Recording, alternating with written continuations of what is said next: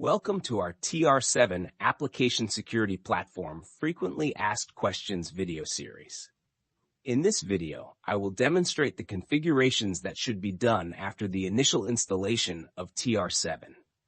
After the initial setup of TR7 ASP devices, it is generally recommended to perform key configurations such as license verification, changing the admin user password, localization settings, DNS settings, NTP settings, and access settings. To verify the license, follow Settings, General Settings, License via the TR7 Web Management Interface. You can check the license type, start-end dates, and the status of active licenses. If the license status is not valid, you can contact the TR7 support team. To change the admin password, click on the admin user located at the top left of the screen. Follow the steps for User Page Change Password to modify the default password.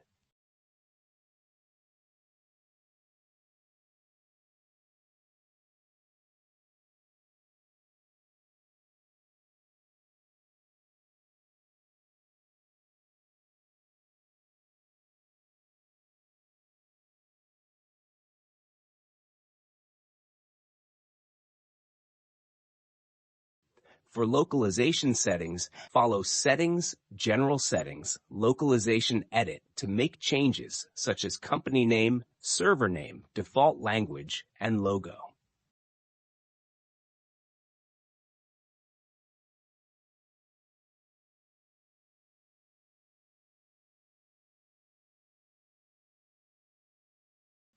To change the DNS settings, follow Settings, General Settings, Device DNS Edit, and enter the IP addresses of the DNS server or servers.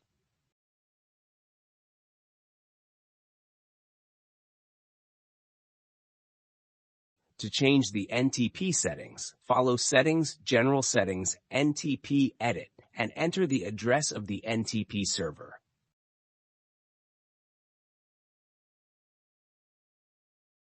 For access settings, follow Settings, Device Management, Access Edit.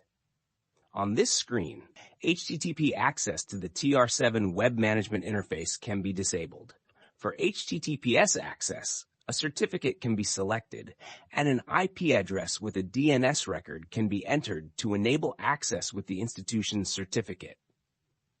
Configurations regarding security layers, such as idle session timeout and incorrect login attempts, can be set. If SSH access is not needed, SSH access can be disabled. Thank you for watching, and see you in our other videos.